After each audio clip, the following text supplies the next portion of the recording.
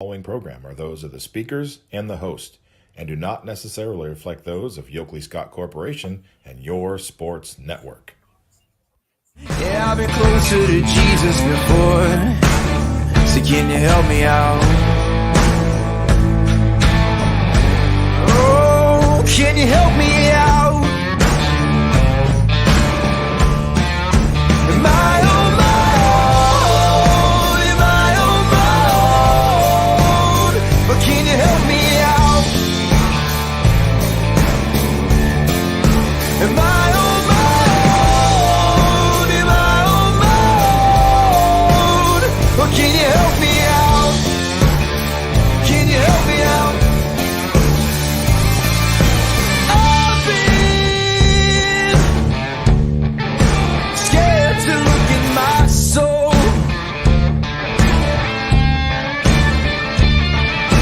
I've been afraid I would follow the road. Yeah, afraid of the things I've been told. Hello, everybody. Welcome inside a Monday episode of Running Point. I am Anthony Hartwig. We will be joined by Ty Bartell very shortly, but as we are kicking off Monday with a spring sports preview, we have Eric Gruber, the head coach of the Cheney baseball team, joining us at the top of the show. Coach, thank you so much for taking the time. You're welcome. Coach, when you look at what we do with all these season previews, we want to give you the chance to kind of give us a meet the team kind of segment. Give us a rundown of your roster, some of the impact players, some of the names that Cheney fans should keep an eye on when they're watching baseball this year. All right. So this year we actually have 4 returning players coming back to us, and they're going to play a huge role with our season this year. We're a fairly young team again this year.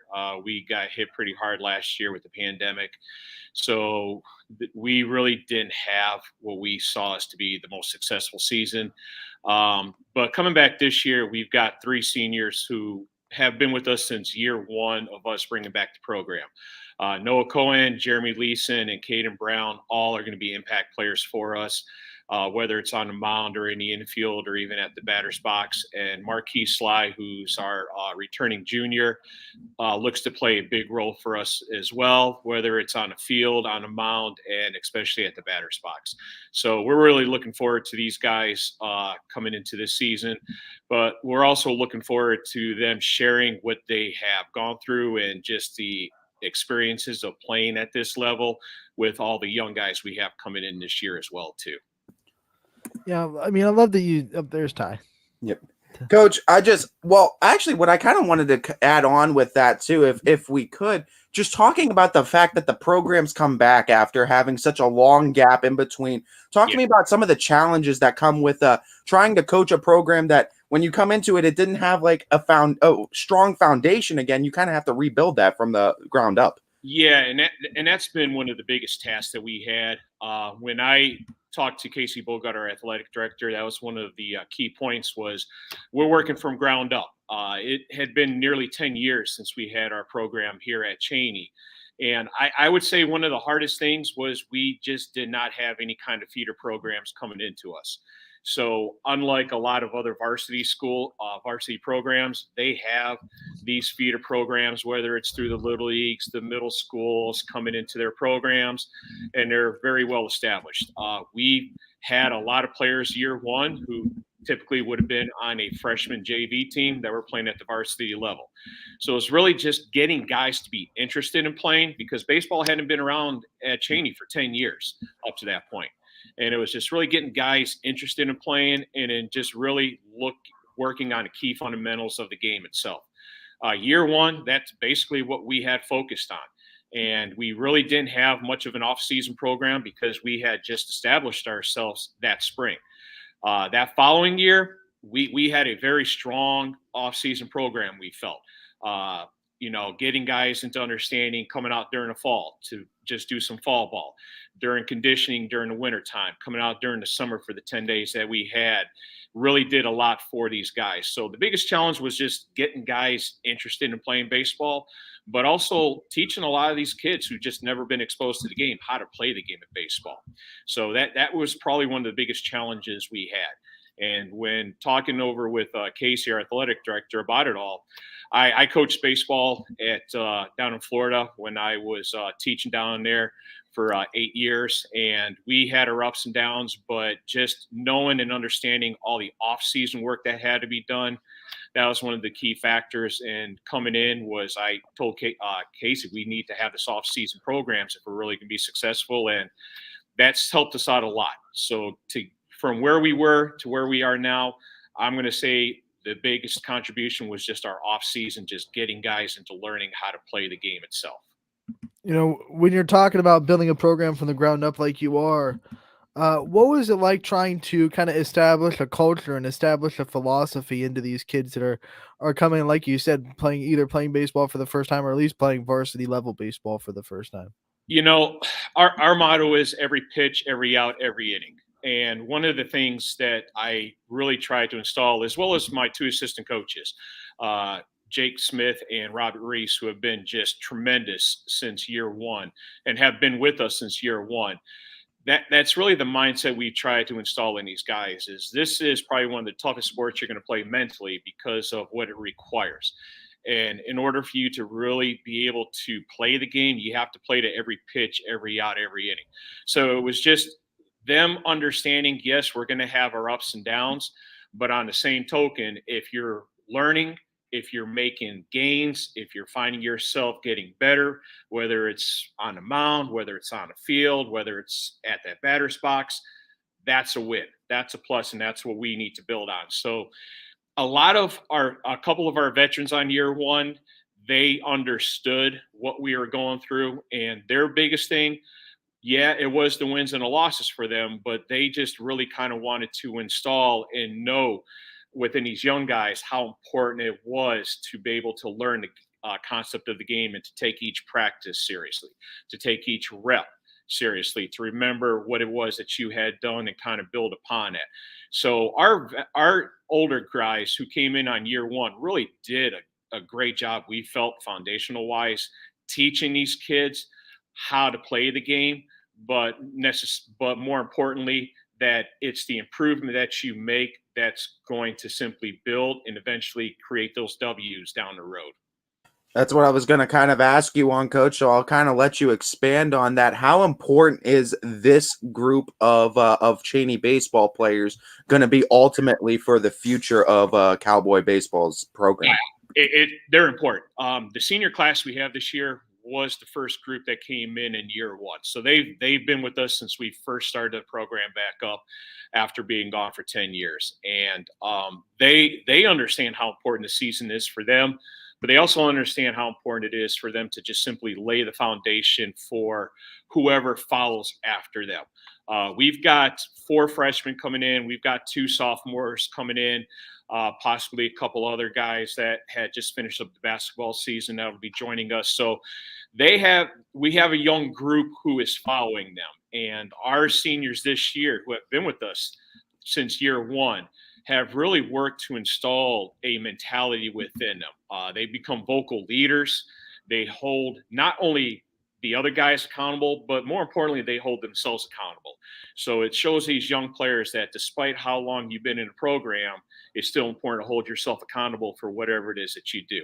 And a lot of these younger guys are looking up to these older guys, and our senior class especially really relishes this because they've been with us since year one, and they've seen everything. They know the importance of everything we do, whether it's in the batting cage, taking just basic drills during the off season. So they're really kind of mentoring this younger group, but also what we like is some of this younger group we're starting to find has some experience as well too. So we had some kids coming in who played within the Mill Creek program.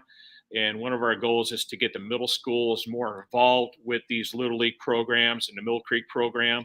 So it makes it easier for us at that varsity level to already have those mechanics installed. And now it's just simply just working with them and getting them to the point to play varsity level baseball. Coach, let's look at your schedule and some of the teams that are popping up on it. We know you play in the Steel Valley Conference, but we also know that you'll probably have a pretty tough non-conference schedule to go with it. Talk about the teams that pop up on your schedule and some of the teams that you're really excited for the challenge of playing. Well, this year we're actually going to be facing quite a few teams whom we haven't played yet. So, I'm kind of anxious to play these teams, and likewise with them as well, too. So we're really looking forward to every game that we do have. We have 2 scrimmages lined up next week, which especially for our young guys is really going to give them an understanding of what baseball at this level is all about. And they're looking forward to it. And then we open up our season with Heartland Christian on the 28th at home. So every game we're all looking forward to, and we're looking forward to just seeing how we progress throughout the entire season and just simply get better as each game itself is played. But the scrimmages, we've got 2 lined up next week. And for our veterans, they're excited. But for the young guys, they're even more excited because it gives them a chance to be out there on the field. If we can just get Mother Nature to cooperate with us a little bit, we can actually get on the field and do what we need to do as well. That's no doubt, Coach. I mean, you never know. Hopefully, this is the last dusting. I hope so. We got outside on Thursday, and we had probably one of the most productive practices we could. And next, we get hit with this snowstorm. We're like, really, come on. Yeah. It's like playing roulette with winter in Ohio, Coach. Obviously, though, with a 10-year gap, too, and trying to build a foundation, we know that the head coaches get the limelight, but we also know they can't do it without a great staff around them. So I want to give you that chance to highlight your staff and some of those other big names that have helped really put this Cheney baseball team back on the map and trying to rebuild it back up. As I mentioned earlier, if it wasn't for my 2 assistant coaches, Jacob Smith and Robbie Reese, we wouldn't even be where we're at right now. One of the things that I've always told them is, we're labeled as head coaches, as assistant coaches, but this is everybody's team. And I even include the players in that as well, too, because I think it's important that the players take ownership in this being their team as well. Ultimately, the buck stops with us coaches, but our philosophy is this is everybody's team. So without Jacob Smith and Robbie Reese, we wouldn't even be where we're at right now. Jake has done a tremendous job working with our catchers over the years, as well as the outfield. And Robbie Reese, he's our pitching coach. He's done a tremendous job with our pitching staff. The guys that we have who are seniors, we worked with them when they were freshmen on the mound. And you wouldn't even think of them as being pitchers when they first started throwing the ball. But the amount of work and just the techniques and everything he's done with them, they've just turned into be some premier pitchers for us. And that's why we believe that's going to be one of our strengths this year, is going to be our pitching as well. So without those 2 guys, we wouldn't even be where we're at right now. And the alumni, I give a shout out to the alumni. We've had players from the past come in to visit the guys to kind of just share with them the history of Cheney baseball.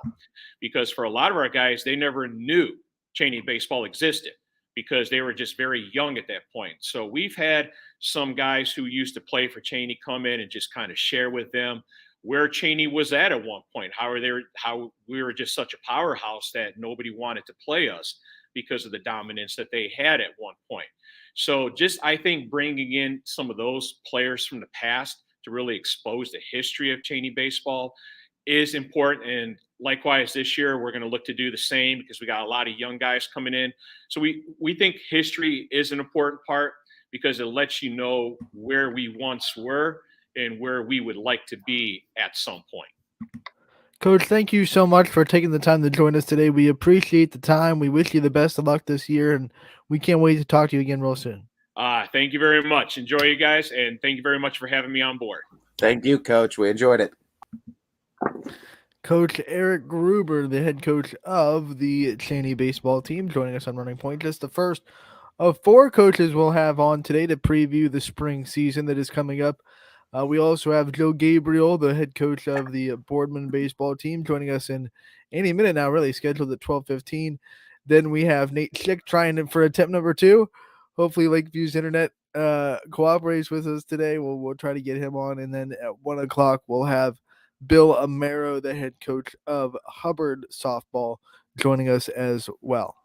Yep, packed loaded show of baseball and softball coaches for you today, and that's going to be pretty much the entire outlook on this week too, as we're just going to have a bunch of coaches coming through, as Coach Gabriel, Boardman baseball, popping in now, and we get a chance to venture into the AAC again. And then remember, we'll also have recaps of the weekend today as well. But Coach Gabriel, thank you so much for taking the time to join us today on Running Point. Thank you. Thanks for having me, guys. Coach, what we do with all of our area coaches, we always like to start off with a meet the team segment. So just in what you got from your practices, your tryouts, what are some names that are going to be turning some heads this year and returners? And what are some new names to kind of look out for in Spartan baseball? A lot of returners this year, 11 seniors. Griffin Woodrick, Guy Young, Jason Treveri, Seth Cervello. Round out with the seniors, Jack Corden. And then you have some other returners, some junior guys, Gavin Hyde, who was our one last year, and Caleb Satterfield. He saw time at the end of the year last year, so we're expecting good things from him. Anthony Butto's another senior to look out for in the infield for us. He's a senior that's returned. So pretty senior heavy this year.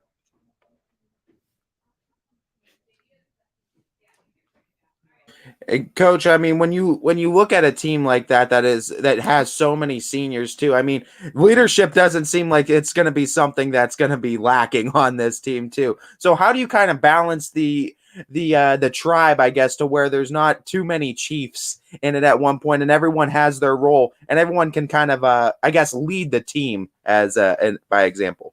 Yeah, I mean, that's a good question. That's the trick. You have. But they're good. They're a great group of kids, good seniors. I think they all know, each of them know their role, and they'll play their role well. But yeah, the balance is definitely has to be there. But I don't think they'll have a problem there. There's a lot of experience there, and there's a lot of maturity there, and I think they'll be just fine when it comes to the balance of that.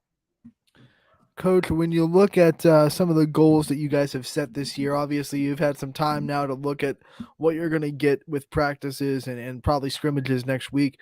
What are some goals that you and the coaching staff have kind of established for this team, and some expectations that you have of them as well? I mean, I think every year we start off with, our goal is to win the conference and make a run into the tournament. Specifically, we've been trying our butt off for a lot of years to get back into a regional. And I think that's a huge goal for us. We feel like with a large group of seniors and experience that we have, that, we have a chance to make a run at that.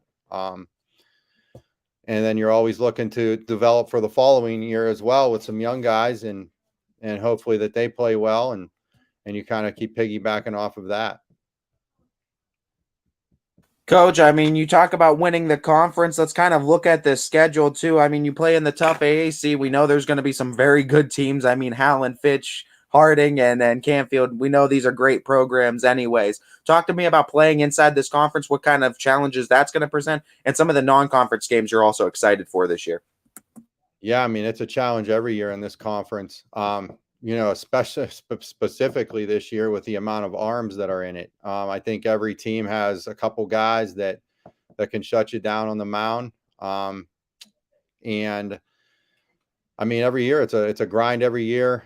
All those teams are good that you mentioned, Canfield, Fitch, Harding, Howland, those guys can all play. And in terms of our non-conference, we always play. I think we pride ourselves in playing a tough schedule. We always have.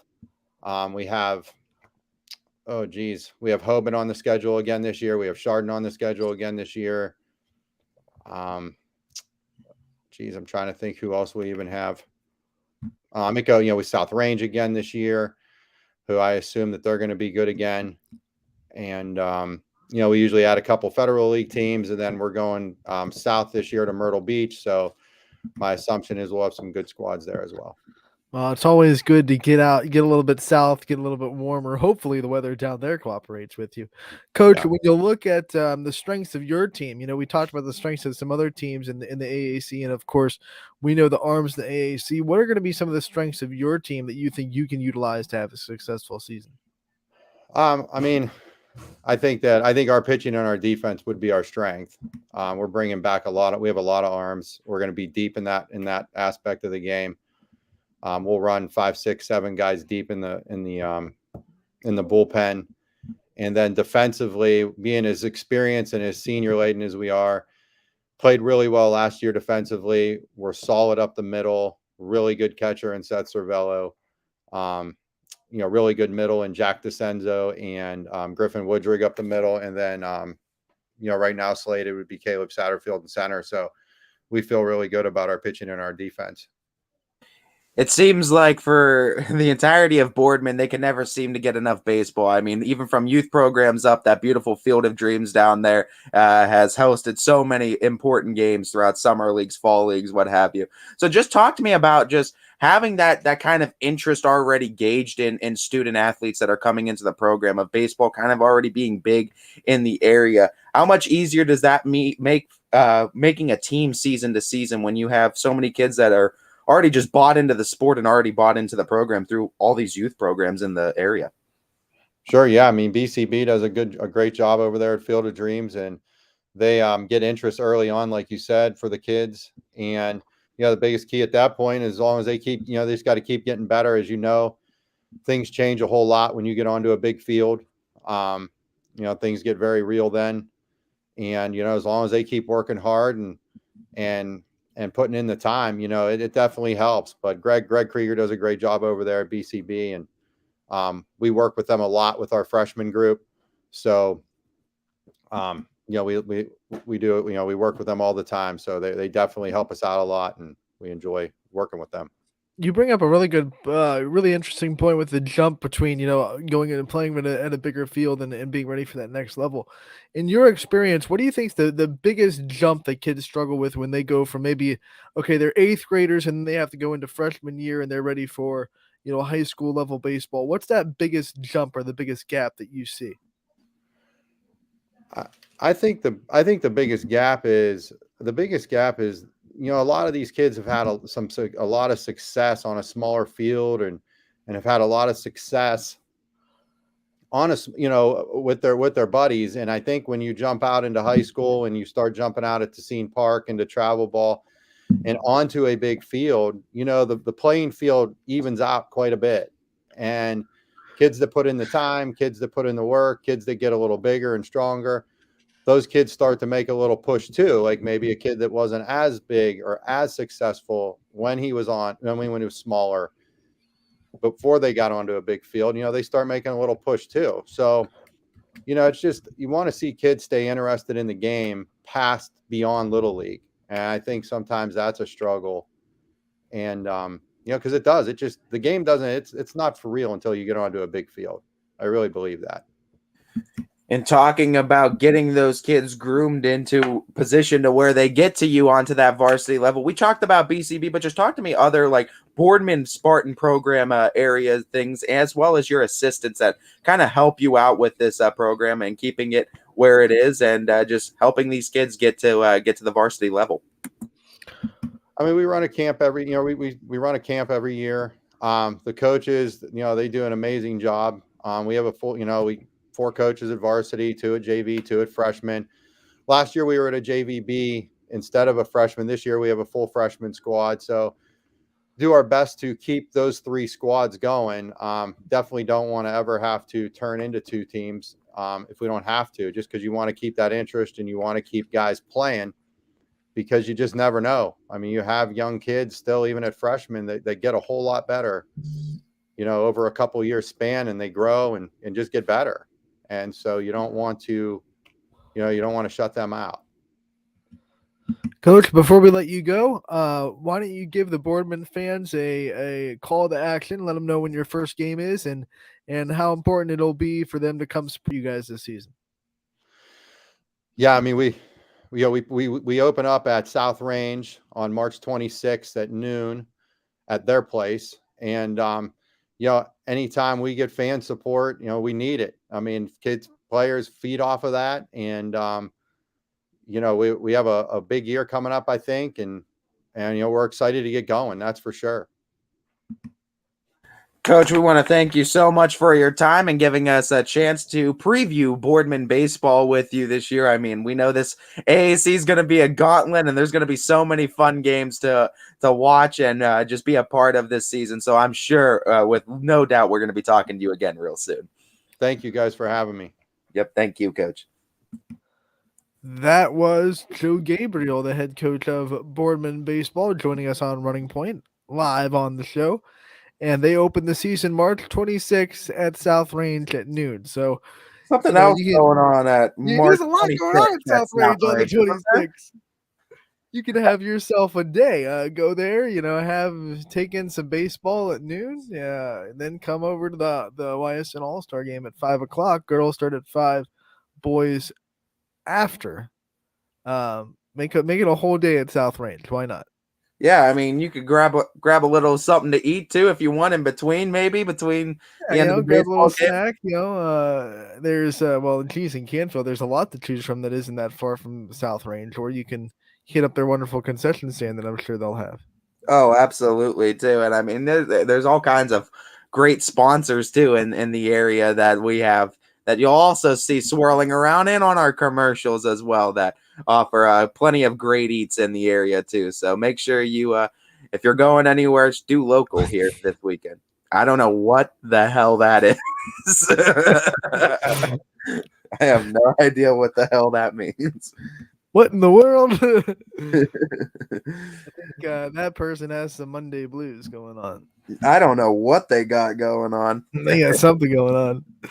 Oh, man. They're Hey, really happy into Monday, us, everybody. Guys, we didn't have time to really point this out because we've been interviewing coaches for the first half an hour, but Mr. Bartell here, who is face deep in writing notes, he's coming off a birthday yesterday. Yes, sir. I mean, it's huh? 1 year older. Yeah, 1 year older. That's pretty much where it's at right now. Until you get to 25, I think that's like the last big milestone year. After you knock. I just hit 30 and like my body just started to fall apart immediately. Well, I mean, that's where it goes downhill, right? Like 25 is like the last Seriously, big thing. I hit 30 and immediately I almost tore my rotator cuff, like very close. Didn't tear it, thank the maker. I had like a 2-week stiff neck a couple weeks later. Now I have back pain all day. So it's like, what the heck is going on with me? No, I mean, it's at that point too where it's another year. Like I told you off the air, didn't really do a whole lot, and that's perfectly okay with me too. I'm all right with that. So no, enjoyable day. It's your first birthday as a host of Running Point. Sure, yeah, and I appreciate everyone that took the time out of their day to wish it to me yesterday too. I appreciate all of you, and yeah. Well, we wish you the happiest of birthdays. Is this a happy birthday comment or is this another weird Monday? Probably another weird. It's another one. What's this say?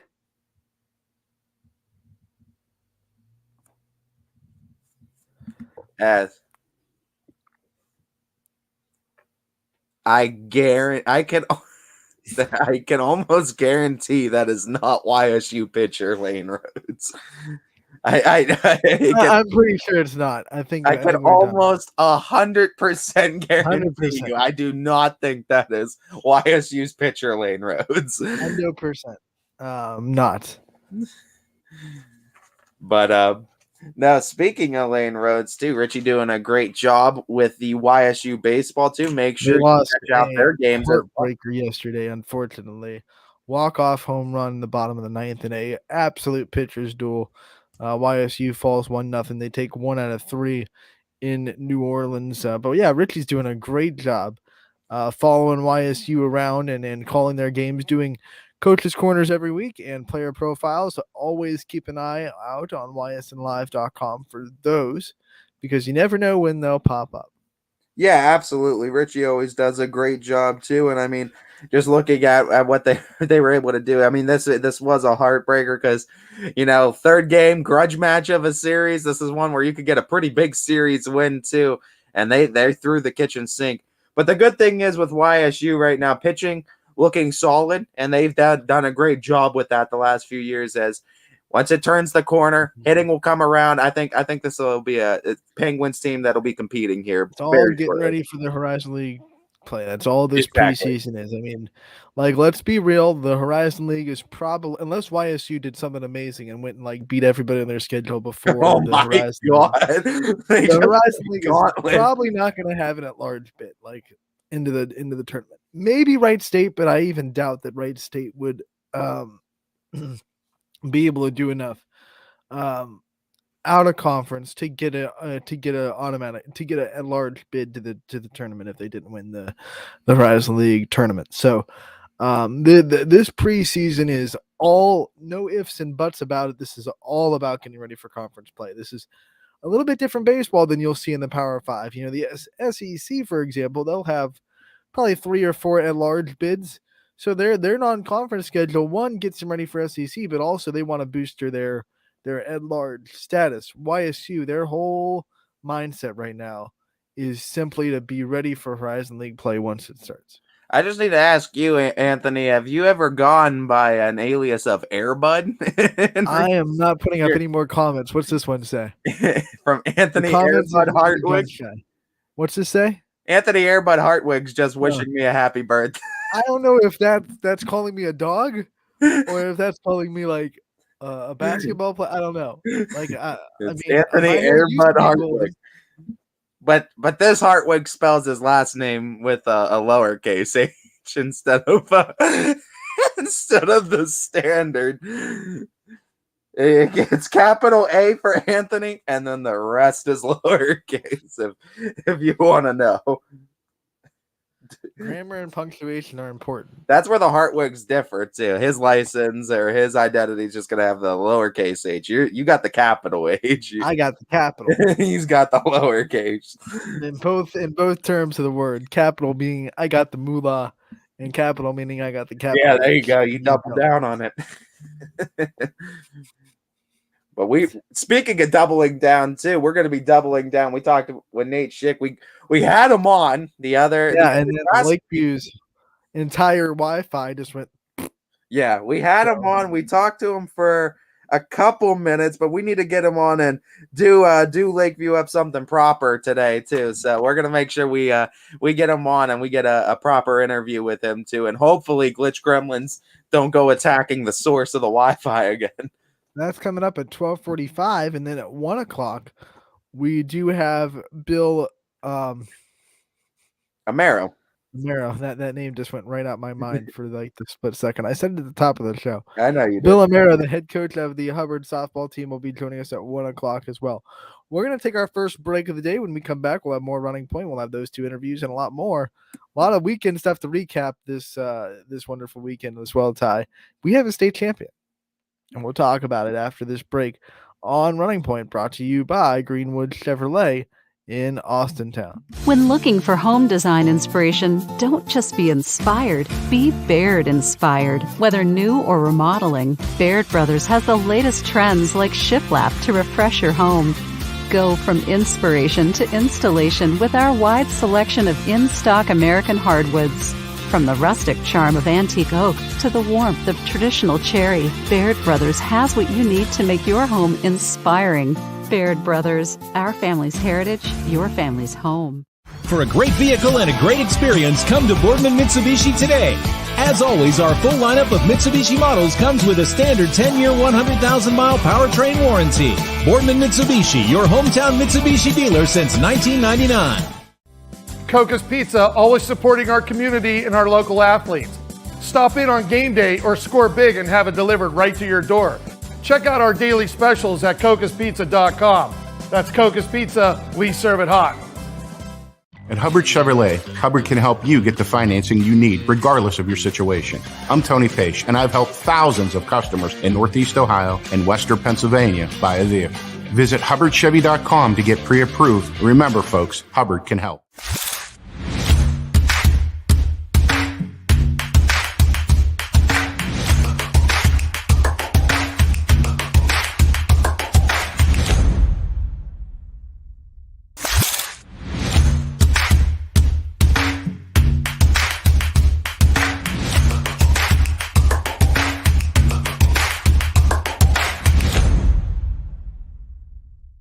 You're not waiting to see what the world has in store for you. It's more about what you have in store for the world. All you need is the opportunity.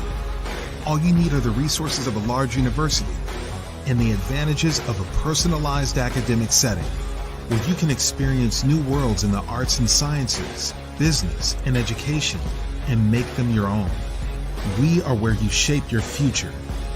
We are Youngstown State University, and proud. Welcome back to Running Point on ysnlive.com, brought to you by Greenwood Chevrolet in Austintown. They go the extra mile for you. Anthony Hartwig alongside Ty Bartell as we continue this Monday afternoon edition of Running Point.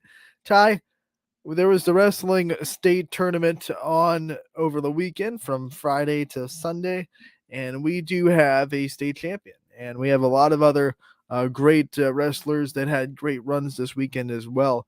I want to recap them, and then we'll we'll dive deeper into what each player did all season and how impressive these runs were on Wednesday when we talked to Gary. But state champion from Louisville, it is Dominic Huffharth, 138-pound division state champion. He beat Britt Minnick of Tiffin, Columbian, 6-0 in a decision.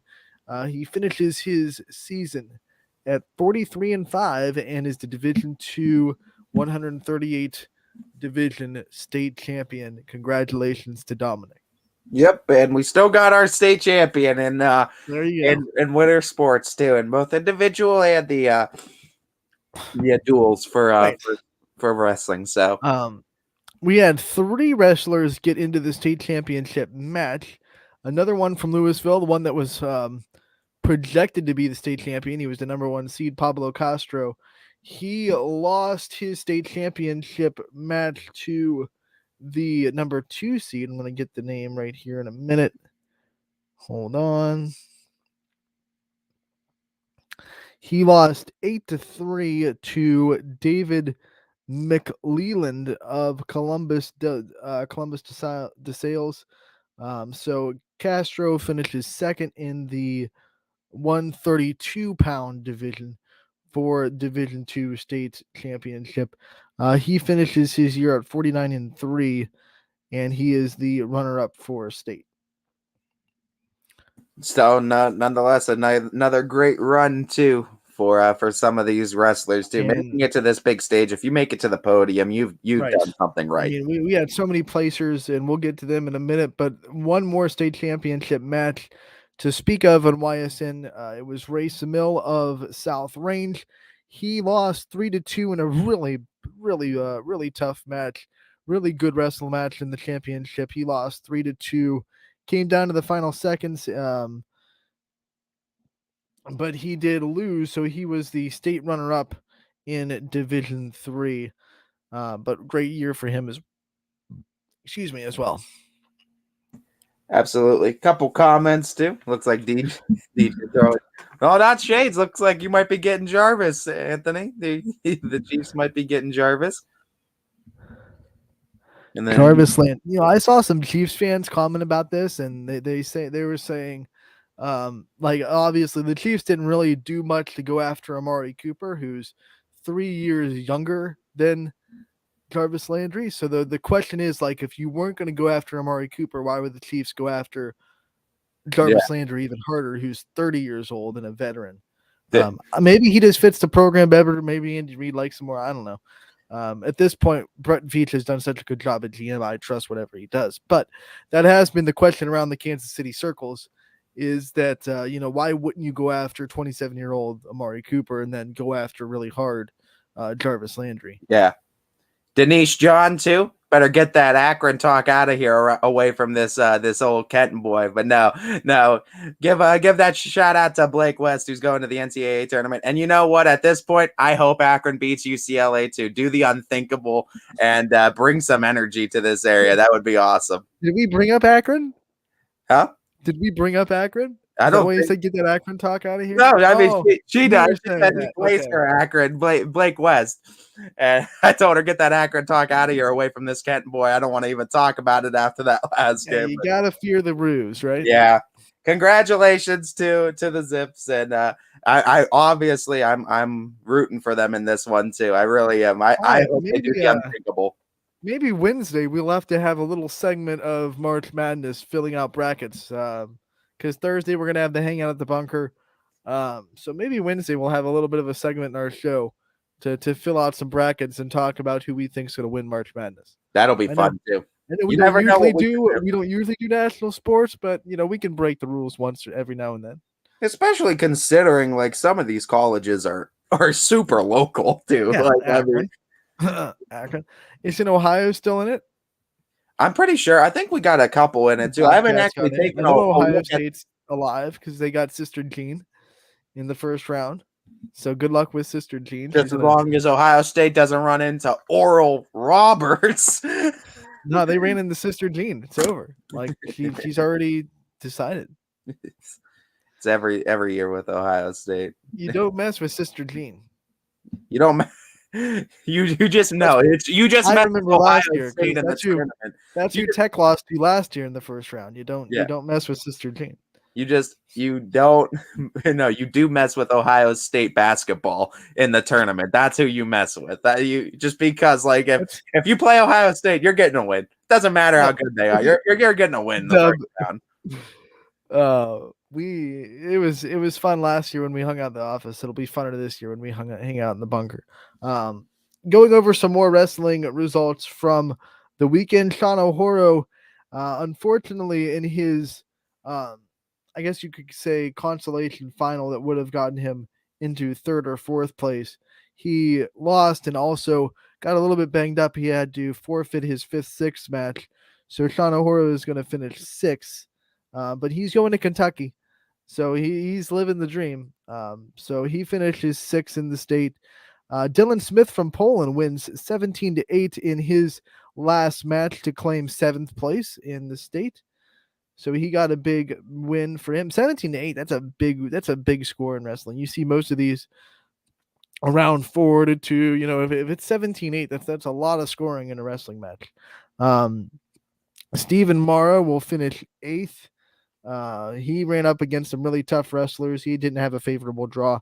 Logan Cormel wins his last match 4-2 to finish 7th out of South Range.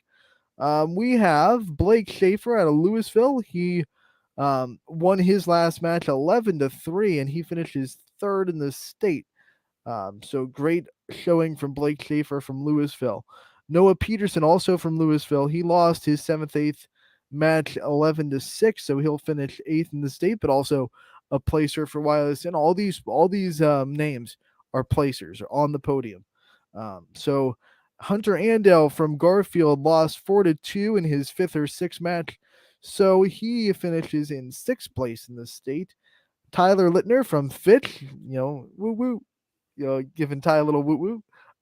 He won 7-6 to capture the 7th spot. We have Brendan Sivers from Louisville. He lost 4-2 in his last match. He'll finish 6th in the state. Logan Hours, he had a disappointing semifinal loss. He dropped to 3rd, but won on Sunday to finish in 3rd to get back on 3rd place in the podium. He was runner-up last year, so that's 2nd place, 3rd place in 2 straight years for Logan Hours. You're laughing. I think we have some comments. Anytime you can place that state, it's a major accomplishment. I am a real person. Doubtful. Well, it's a person, Anthony. It's not a robot sending off. No, it's a robot. It's obviously a person. I mean, just because they might be trolling doesn't mean they're not a human being that's sending this. No, it's a algorithm robot. It's a robot. That's what we're going with. It's changing its identity so it won't be discovered. I am a real person. Just really want to something. Jamin Salisbury lost his last match of the weekend. He'll finish 4th place in the state for Beaver Local. Hunter Newell from South Range, he pulls out a 5-1 win in his Sunday match to grab 7th place as a junior. So he'll be back next year to try to get even better spot on the podium. Cameron Brazek of Louisville, he wins by forfeit, so he will wrestle. He will get 3rd place. And then you have Gage Gibson of Howland. He will get 5th place. He came back from a big injury this season. So Gabe Gibson from Howland wins 5th. Congratulations to him. We also have one more Garfield's Andel, Hunter Andel. He finishes 6th as well. So, and then obviously Keegan Sell from Garfield also placed. Total, we have real quick, and then we're gonna get Nate Schick on. Let's see. Total as far as placers, we have. Let me pull it up real quick. We have we had 19 wrestlers in the Ysn family in the top 8 across the divisions. That's a great thing. And then of those 19, 9 of them were in the top 5.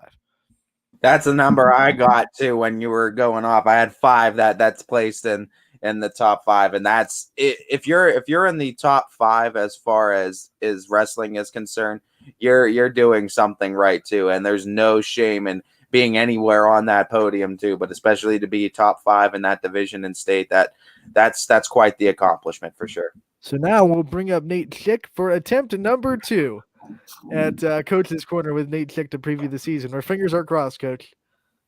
You never know what you're going to get with Ashtabula County Internet. So, okay. You never know.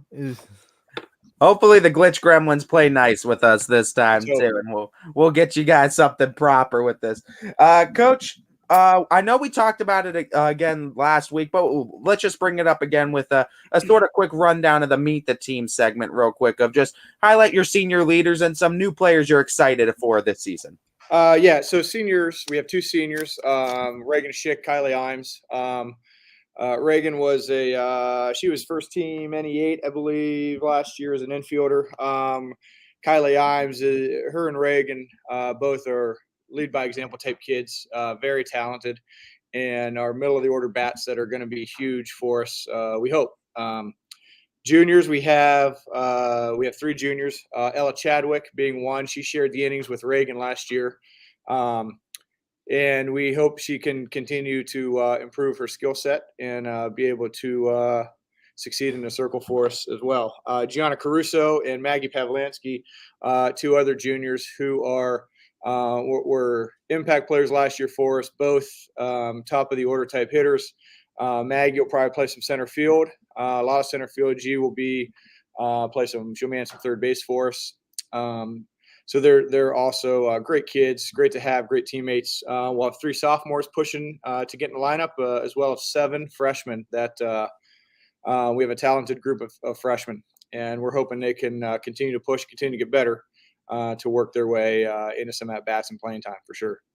Coach, do you find yourself in the same problem we do, that we have to keep reminding ourselves that Maggie Pavlansky is indeed a junior? It feels like she's been around this Lakeview athletics program, whether it be softball, volleyball, or basketball, for 5 or 6 years. I mean, yeah, she does, and she's an awesome kid. Just so a type of kid who any coach would want to have on the team. You know, 1, because she leads by example. 2, because she has a high energy kid. You know, and she has a big heart, and everything she does, she wants to do well. So, so we're glad to have her. You know, as a 3-sport athlete, you know, you never know in any given year, but you know, you just hope she continues to get better, continues to grow, and continues to love sports. So,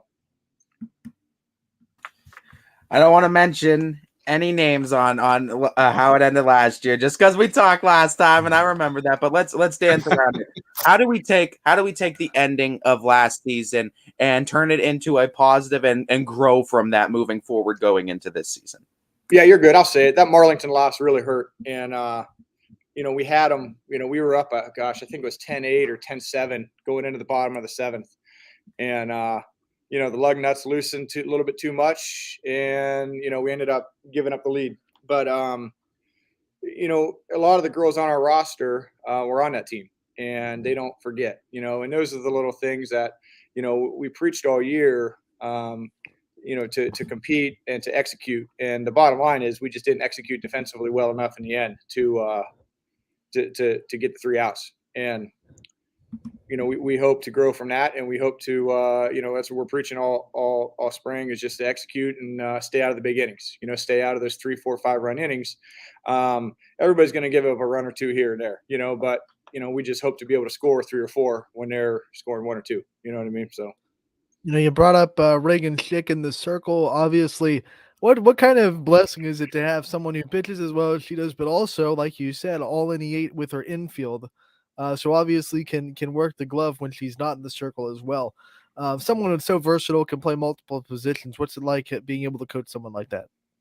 It really, actually, it is a big advantage, because we can move her around a little bit, and it gives us versatility that, you know, a lot of coaches would really want. You know, so when she's not in the circle, She's, she has long levers, and she can catch about anything over at first base. And that's kind of a, it's kind of a priceless attribute to have on a team, because you kind of take it for granted, just being able to go get things. And you don't have to have that perfect throw right at the chest or right at the belt to be able to go get it. You can kind of go and get it anywhere. So to be able to get her out of the circle, get her at first, get her at third, I think it definitely helps our team depth and helps, helps our versatility for sure.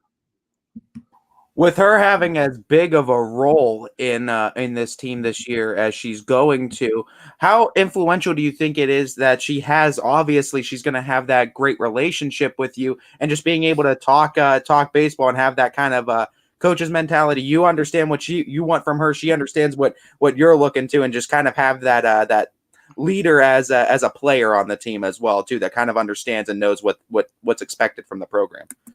Yeah, and honestly, that's her biggest gift. It's really hard. I hate talking about my kid. I just want to say that. But just because we're a humble household, but the bottom line is, her game IQ is top notch, and that's what I rely on her more than anything. The game IQ for me, what I expect from her, the game IQ that she has that rubs off on other kids, and those are the things that you can't, it's hard to teach, or you teach it over time, so she's played travel ball since she was 8, and, playing that high level travel ball and competitiveness, even when she was playing rec ball at 8, 9, 10, that adds up over time, and the high game IQ comes from that, and playing competitiveness, playing, on a high competitive level for that many years. Coach, let's talk about the schedule. Obviously, you're playing an NE8 that is so tough. You're not just at the top with Poland and South Range, but you also have a lot of very competitive teams in there with Gerard having a good team. Hubbard's going to have a solid pitching staff. We know you guys are going to be right there as well. Talk about this schedule that you guys have put together, some of the teams that, out of conference that you're also excited to play. Yeah, like we talked before, the Northeast State is, especially in softball and any sport really, but in softball, it's good. It's real good. And every conference game is going to be competitive. And you hit the nail on the head in saying Pole and South Range, those two are always near the top. Struthers has a really, really good pitcher this year who's going on to play in college. And Pizzoni, she's been there for this is her 4th year, and she's real good. And Gerard's real good lineup, a lot of good team speed. Hubbard is always really good. You're right. So it's definitely a buzzsaw in Northeast State. As far as non-conference, we have some good ones that we're looking forward to. I think we have Mooney and Ursuline both on the schedule. We have Kenston, which is another Division II school in our Northeast district, in our super district, that we'll see that it's really hard. We try to get out and play some of those teams a little bit because these super districts are so challenging to vote properly, because you don't know a lot of the teams. And so we're playing Kenston, who, essentially will have a vote with us. And then Ashtabula Edgewood too, we're playing. Same scenario for them. You don't play a lot of those Ashtabula County schools as much, so it's really hard to vote. It's hard to vote properly in that aspect. You really got to rely on who's played who and common opponents and things like that. Coach, I just want to highlight the culture that you have created here with Lakeview softball too. And I mean, just kind of give us an inside the locker room kind of what's expected. What is the standard to play for Lakeview softball? And at the end of the day, what would you hope your girls would say when asked the question, what does it mean to be a Bulldog? We just want, we preach high energy. We preach high energy and we preach aggressiveness, and that starts with the youth programs. I took over this job. This is my 4th year. I wanted to not only want to build the high school program at the time, but your hands are almost tied to a certain extent, because you really want to get your hands on youth programs to keep those 10, 12 kids per grade playing the whole way up.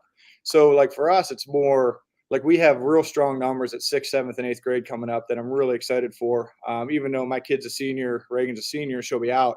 I do anticipate staying on board here, because I love what I do and I love the kids. I love being around the kids, and as long as they're willing to put the time in and being competitive, and putting the time, the weight room, the batting cages, the off-season workouts, if they're putting the time in, I want to put the time in. So it makes it really fun and not seem like work, really. Coach, talking about putting the time in, we know you're not the only coach on the staff, and we know you couldn't do it alone.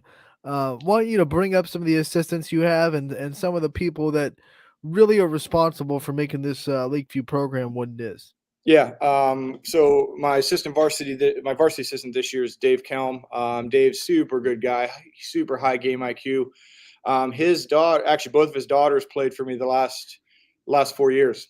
And Kate Kelm, who was a really good pitcher through Lakeview, graduated a couple years ago, and her sister Oli was our catcher for 4 years. Awesome kid, good family.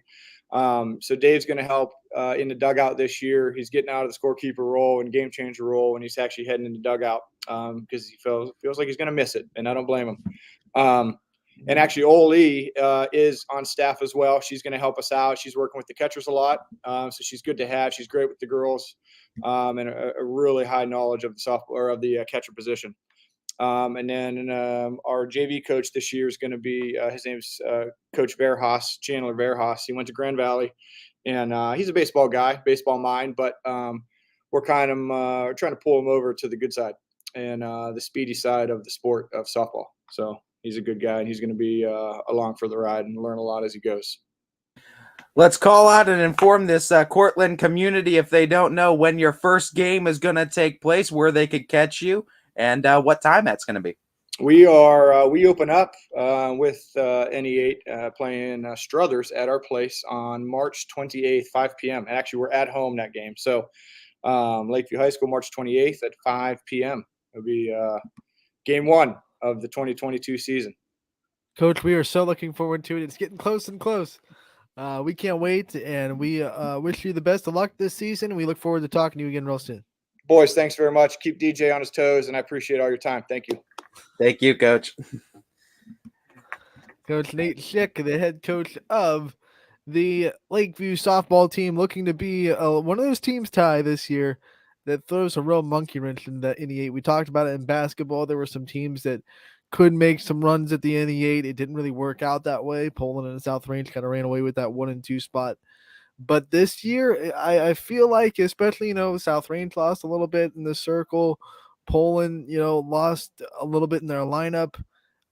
I feel like this can be a year where a Hubbard, a Lakeview, a Gerard, a Struthers, with the experience they have, especially in the circle, can bring up some wins. NE8 play is no joke, too, on the baseball or the softball field, too. And especially going into this year, I mean, if you don't think what happened to Lakeview last year in the playoffs isn't going to motivate them going into this year, you're wrong. And, I mean, every team's going to be competitive, and that's the beautiful thing with softball. The growth we're going to see year to year is tremendous. There's stars that are going to be out there on the field that we don't even know the names of right now, and they're going to emerge this year as well. Another NE8 coach on the index circle as we welcome in Bill Amaro, the head coach of the Hubbard softball team, joining us on Running Point. Coach, thank you so much for taking the time. Thanks for having me, guys. Coach, what we like to do with all of our area coaches to start off, we always like to start off with a Meet the Team segment. So we want to give you the opportunity to shout out some of your senior leaders, as well as some of the younger players that you think are going to turn some heads this year. Well, I tell you what, I've walked into a very fortunate situation at Hubbard that we have 4 outstanding young ladies that are seniors.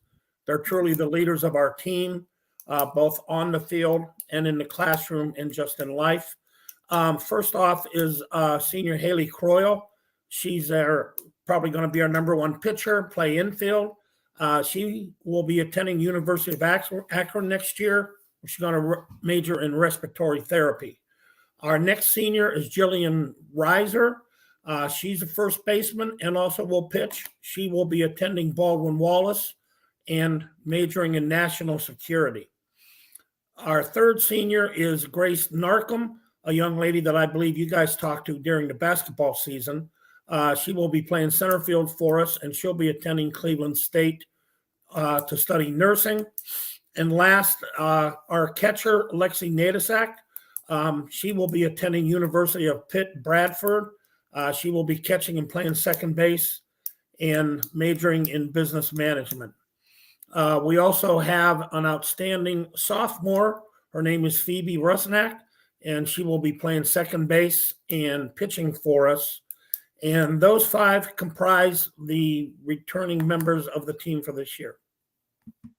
Yeah, when you talk about Rusnak, she kind of last year out of everyone in that NE8, she took the world on fire in the circle. I think everyone knew what every other team was bringing in the circle with, Bree Kohler coming back for South Range last year and Pizzone at at Struthers and McDonald at Poland. So everyone kind of knew what everyone had.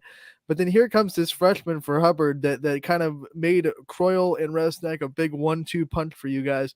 Talk about the growth you want to see from her freshman to sophomore year in the circle. Well, Phoebe is a very good pitcher. She has a great movement on the ball. And I just think that all you can ask for from any player is just to see growth from year to year. I wasn't here last year to see how she did and what she did. All I can base it on is what she's doing in practices so far. And she's just an outstanding softball player all around. Talking about coming into this program, Coach, obviously it's not coming in trying to reinvent the wheel. You know what to expect. These girls know what to expect generally wise from each other. But what are some things you're trying to add into the Hubbard Lady Softball program too this year, culture-wise? And what are some things you want to, change inside the program or set a standard of? Yeah, well, I tell you what, my predecessor, the coach before me, I thought he did a very good job of laying the groundwork. He treated the girls well, and he did a great job coaching the team. My goal is pretty much just to run a program or develop a culture that breeds success for these young ladies, both on the field and in the classroom. And we have a very unique situation in the fact that of the 5 returning players, we have 4 seniors and 1 sophomore. After that, we have 13 freshmen. We don't have a junior in the program. So everything we do, myself and the coaches, has to have an eye on what we need for the present for the program and also for the future down the road, because we have so many young players in the program. So just some different things that I've done at other programs I was at to be successful in developing a culture to breed success. That's pretty much what we're trying to do is, as I said, just maintaining a solid program for today and hopefully have a good run in the tournament, but at the same time, show these freshmen what it's all about and what's expected to be a student athlete at Hubbard High School. You brought up the success that you've had in your career. I want you to talk a little bit about your softball journey and what got you to this point in your career and what makes you keep coming back to coaching this sport. Well, what keeps me coming back is a question that my wife asks me all the time. But anyhow, this is going to be my 24th year of coaching. I started out at Boardman High School. I was there for 12 years. We had a very successful program. We went to the state tournament 3 straight years in the early 2000s. We were runners-up 1 year. We won the state championship in 2001. And the following year, we got knocked out in the first round. And I've also coached at Louisville, at Howland, Liberty, and Springfield, and now at Hubbard. 3 or 4 times in my career, I've left coaching, and I just seem to keep coming back. I just have a passion for coaching. I have a passion for working with these young ladies. Pretty much every day of my life, I always have something to do with softball. And I left coaching a couple years ago. The first year was a COVID year, and nobody coached then. And then last year, I really missed it during the spring, everything that I knew what teams were going through, what coaches were going through. And I didn't really have my eyes set on necessarily coming back, but I saw that there was an opening at Hubbard. I knew that they had a solid program, had good returning players. I'd heard good thing about the athletic director and the staff and the facilities there. So I applied for it, and here I am.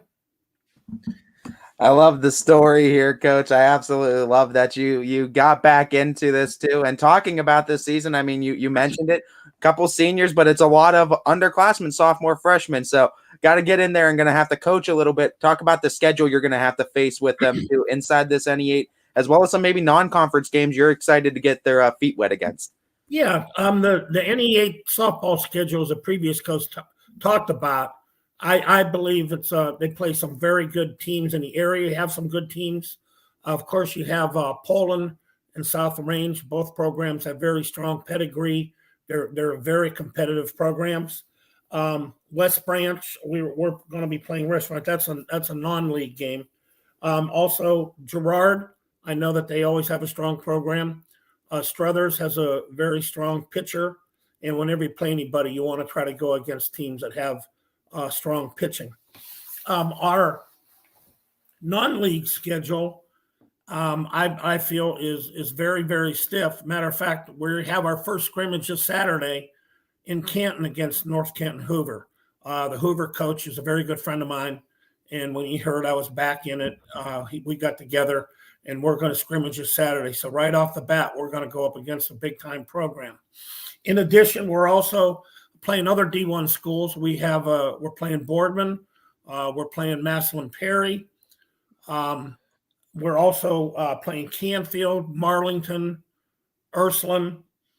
So I think the schedule is going to be very competitive. I know I talked to the girls that, we have some very strong players, and we think we're going to have a strong program. And now we're going to have some competition we really have to prove that against. And I think we'll rise to the task. Coach, I think that Boardman game might have a little bit of a good meaning for you. I mean, obviously you won a state championship for them in 2001, and you get to kind of go back there. I know you've probably kept an eye on their program and what Fred Moots is doing there. So I'm sure that game has a little bit more juice to put in your competitive fire. Yeah, Fred's a very good friend of mine, and I know an awful lot of the girls that play at Boardman. I run some softball camps at Sluggers Indoor Baseball and Softball, which I own, and I've developed a relation. A lot of the Boardman girls help at the camps. They're great kids. They're great softball players. And even when we ended our camp yesterday, I told a couple of girls, good luck to you guys in your season, except for when you play Hubbard. They got a kick out of it. Coach, let's just talk about going into this season, first year with Hubbard. Just some expectations, I guess, you have for the team, and what are some things you're most excited for, and what do you think some of the team's biggest strengths are going into the season to fare in this NE8? Well, one of the things I'm most excited for is I feel we're playing a very, very competitive schedule, and as a coach, you want that. You want to get juiced. You want to play the best, and what happens, happens. I'm also very excited to see these seniors. I want to do everything possible to make their year a great, to make their final season a great season for them. I want them to I know that I'm just only have the opportunity to coach them for 1 year, but I hope that it's a meaningful and impactful year for them. At the same time, show the freshmen what it's about. And I know last year the girls lost the district championship game. I guess it was a hard loss. And our goal is to go at least one step further. And I've told them, I says, you have to have expectations of making it to the state playoffs. And that should be your goal every year. Does it happen every year? No, it doesn't. But you've got to set that goal first, and you got to strive for it. That was to the same Marlington team that I believe beat Lakeview and the coach that we talked to before you. Coach, before we let you go, I want to give you a chance to highlight the staff that you've kind of put up in Hubbard and some of the guys that are going to be helping you out this year. Yes, I'm very fortunate to have a couple of people who are dear friends of mine. The first one, his name is Matt Skarbinsky. Many years ago when I was a young baseball coach, he played for me in Boardman Little League when he was 10, 11, 12 years old. He actually helped me coach a little bit more through the years, and I've always stayed in contact with him through the years. He has coached travel ball for many years. His daughter played at Austintown Fitch. He's very knowledgeable, and he has the same passion for softball and for working with the athletes that I do. The other assistant coach, her name is Lauren Mon. She is a product of Boardman High School. She played there, had a very successful high school career, plays travel ball during the summer. She currently goes to YSU, and she also has helped me with a lot of softball camps. And I noted she had real good coaching style. She knew what she was talking about. She related to the girls good. And I always thought, I said, boy, this young lady is going to be a great coach someday. And when I had an opportunity, I asked her, and I'm just thrilled to have her on staff. Coach, before we let you go, I know you brought up the scrimmage with Northern Canton Hoover, but let's shout out your opening day and where the Hubbard faithful can catch this first softball game of the season. Well, our opening day is going to be at Hubbard, and as luck would have it, we're going to open up against the Poland Bulldogs, probably one of the strongest teams on our schedule. So right out of the gate, we're going to see what we're made of. So we're hoping that we can get a lot of Hubbard fans there, a lot of Hubbard alumni, root the girls on, and hopefully that will be the stepping stone to a great, successful season for us. No better way to make a statement than to beat the reigning NE champs in the first game of the year, Coach. We're going to have to put our big boy pants on. And I'm a big boy. Best of luck to you in that one, Coach. And I mean, with the coverage of the NE8, I'm sure we'll have you on again real soon. Hey, thank you for everything you guys do. You do a great job. Thank you, Thanks, Coach. We appreciate your support. Bye-bye.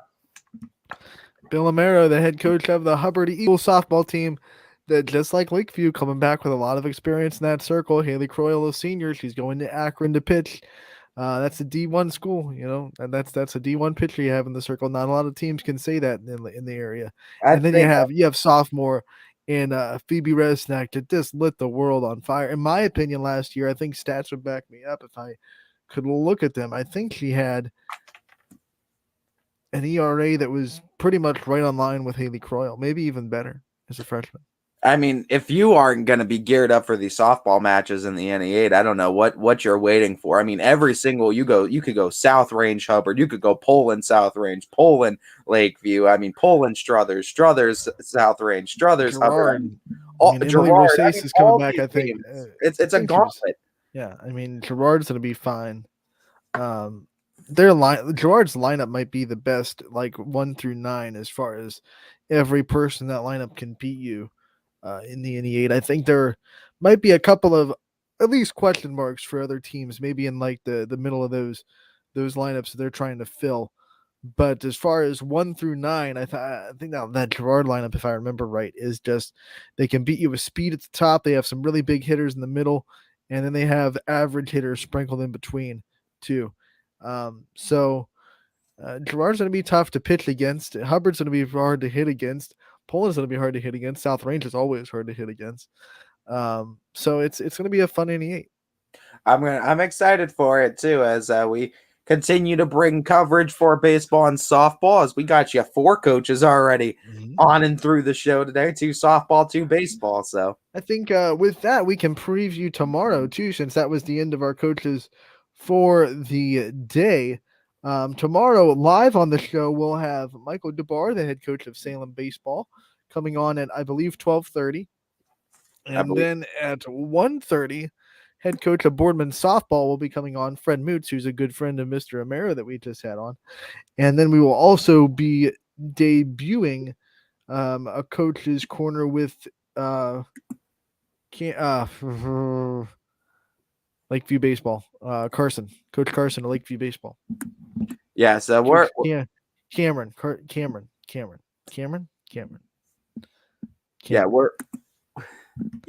Carson, I believe. Cameron Carson. Yeah, okay. I was like, is it Carson Cameron, or because they're both first names? So trying to remember. I was trying to remember which.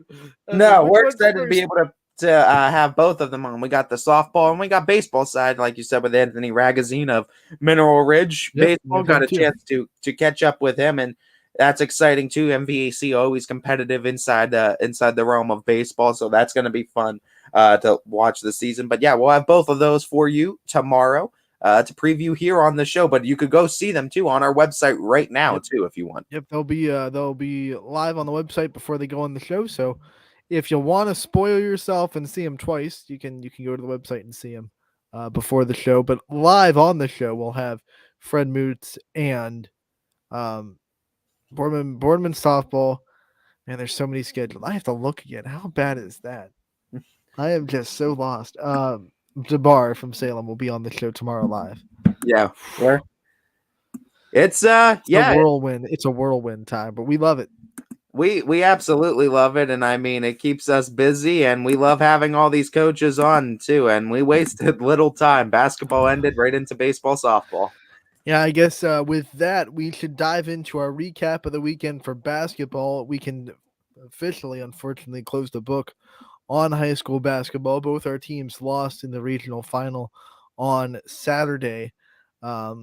Louisville lost to Akron St. Vincent St. Mary at 1:30. 61-21 was the final score there. And Mooney lost to Lutheran East 50-35 later on that night. So both those teams are regional runners up. And for Louisville, and we'll start with them. Ty, this whether they won or lost on Saturday, this was a historic season for Louisville. The Leopards went further than they ever have in this program's history, and that should be something that you can really build on next year. Yeah, and I mean, credit Coach Siegfried doing a phenomenal season, or doing a phenomenal job this season with the Leopards and beating Glenville in another thriller too. Yeah, you get to St. Vincent St. Mary's, and it's a different class of basketball. And I mean, getting a chance to be up close and personal and see both the Cheney game against them and Louisville, they bring a different type of athleticism. Anthony, I am your father. Dr. Hartwig? Yeah, if you know my father's name, that'd be creepy, but hey, go for it. That means you're a doctor. And you can't Google it either, because I have a lot of doctors in the family, so you might have to pick the right one and get lucky, but you can't just look up Dr. Hartwig and say, oh, it must be this one, because there's quite a few of them. But what was I? It will be a fun season. Yeah. Anthony, I am your father, just totally ruined my my train of thought. Yeah, Akron St. Vincent St. Mary's is what I was talking about. Yeah, they're in a different class, it seems like basketball wise. And you know what?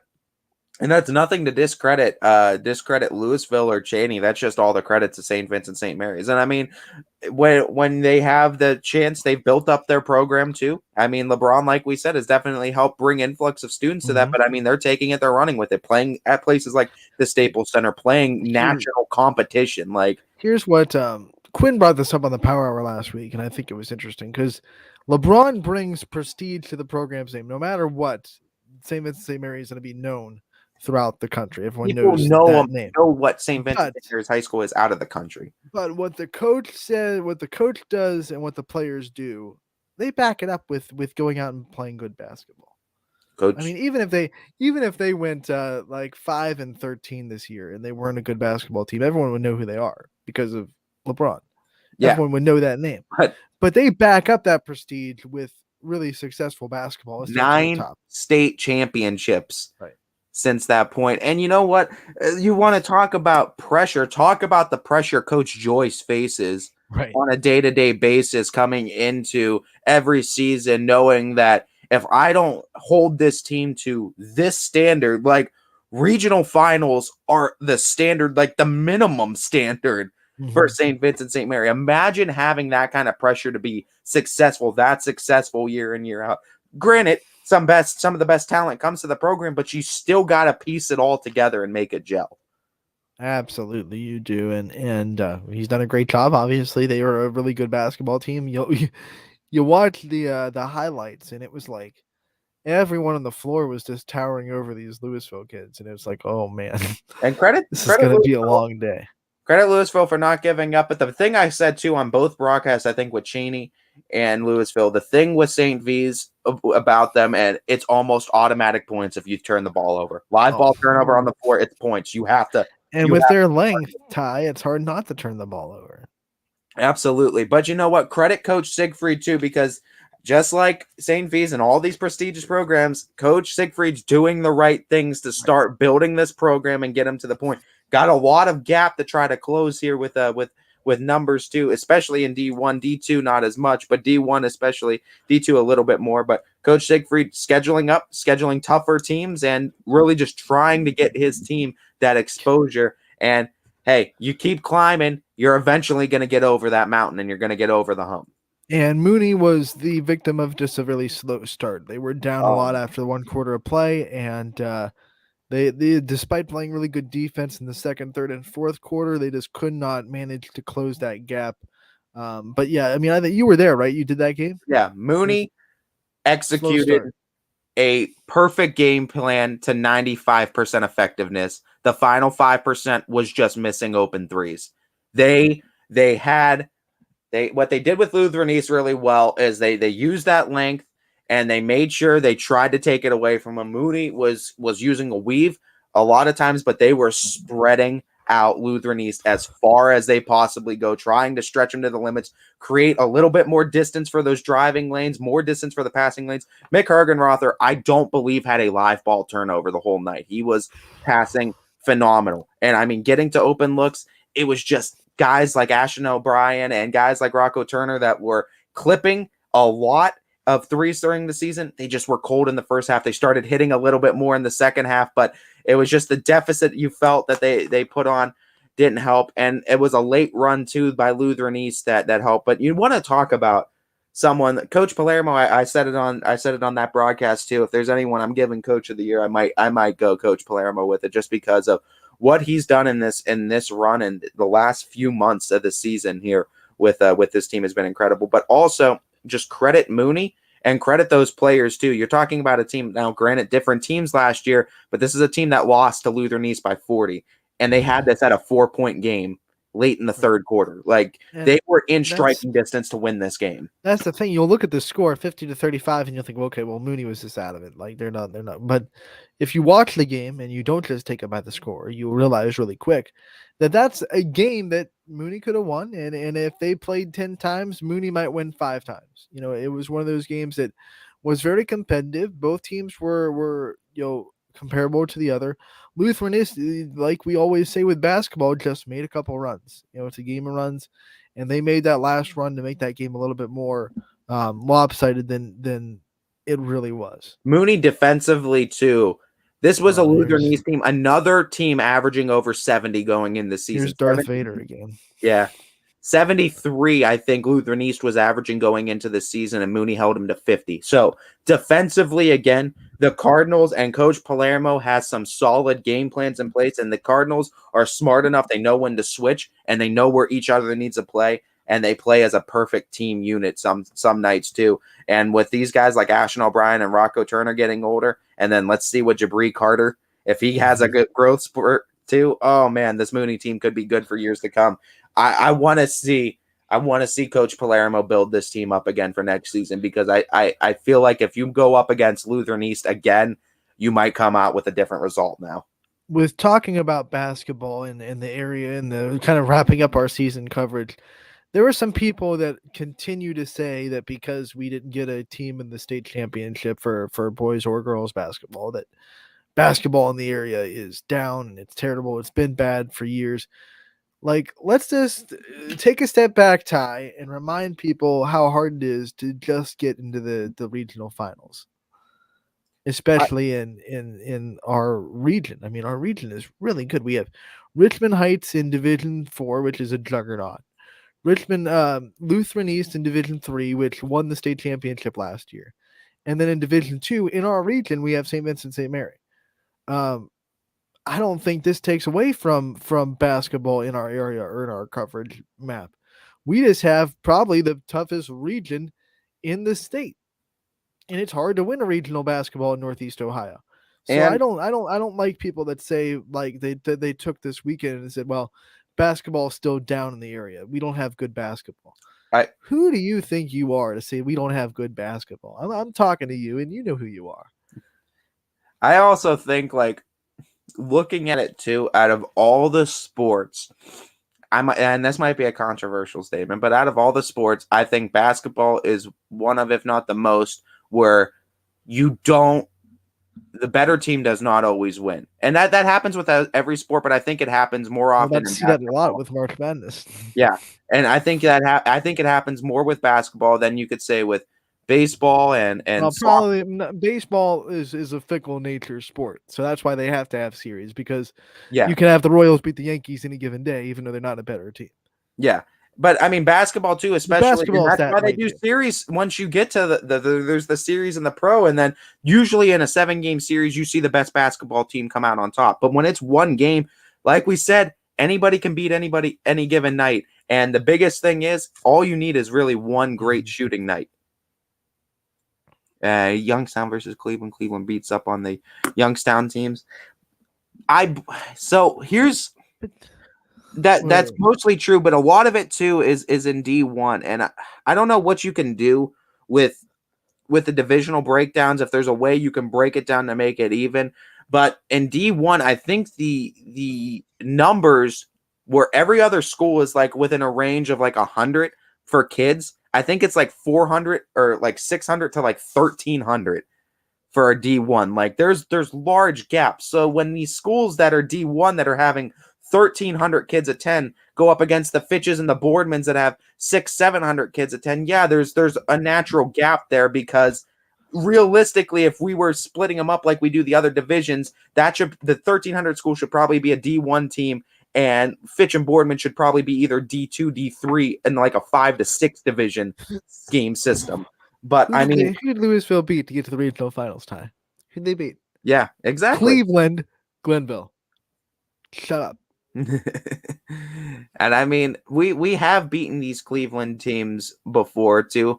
The thing with basketball, I think we're seeing a lot of great coaches in the area, and we're starting to see a lot of programs do what they need to do to beat and compete with these Akron, these Cleveland teams. Your Louisvilles, your Cheneys of the world, these teams that are scheduling super tough in the regular season and just trying to continue in schedule tough to just iron sharpens iron, get themselves to that point again. If you want to say our basketball was bad in like the 2000s, I can't argue with that, because I wasn't like, I was what, 10 to 15. I wasn't really privy to watching basketball in this terms of I can gauge how good our area basketball is. I was focused on what South Range was doing because I went to school at South Range. Yeah. So if you want to make that, fine. I mean, I'm not going to argue that because I don't have any tools to make. But you will not tell me that basketball in our area right now is bad basketball, because by God, it is not. We had what, 3, 4, 5 teams in the regionals this year, in a super district, which brought more teams in that could beat us. For boys basketball, we had what, 3 girls basketball teams in regionals.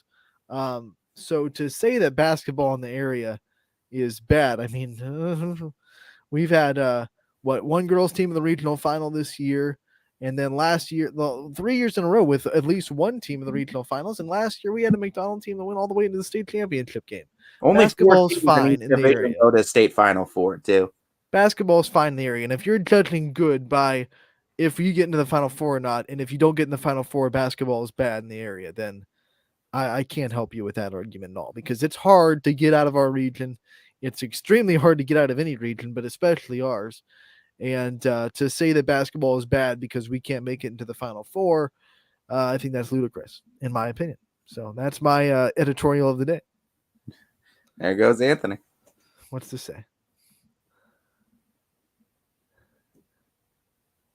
The YouTube ones with just a letter as the profile picture make me nervous.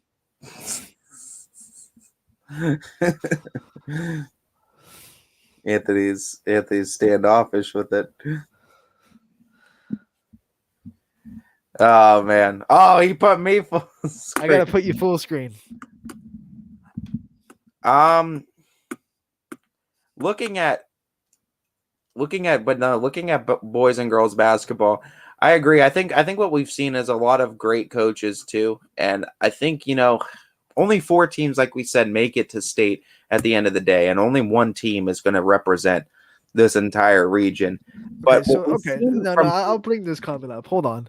Because this is what I'm saying. Do people think that your engagement of good basketball in the area is you got to get the state? And if you don't get to the final 4, then it's not good basketball. There's only 4 of course, teams. that's the goal of every basketball team in the region, is to get to the final 4. But once again, our region in Northeast Ohio in Division 4 has Richmond Heights, which is a juggernaut. Richmond 3 has Lutheran East, which won the state championship last year. And Division 2 has someone called Akron St. Vincent St. Louis. So, are you going to say Louisville is a bad basketball team because they couldn't go beat Akron St. Vincent St. Mary? No.